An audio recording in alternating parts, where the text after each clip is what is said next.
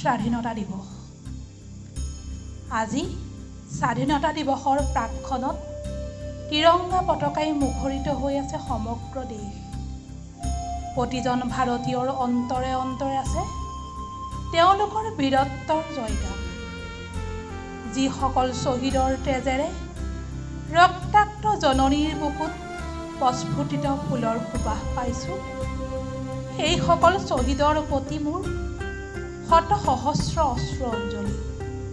যদি সেইসকল শ্বহীদৰ তেজ আমাৰ গাত শিৰে শিৰে আছে, দেশত সংঘটিত অন্যায় অত্যাচাৰৰ বাটত হেঙাৰ হৈ থিয় দিয়াৰ সাহস আমাৰ কিয় নাই?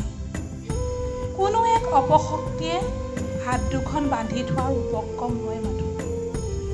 যদি আছে সাহস, ওলাই আহক এখন সুন্দৰ দেশ গঢ়াৰ পথত। আমি অসমীয়া নহওঁ দুখীয়া।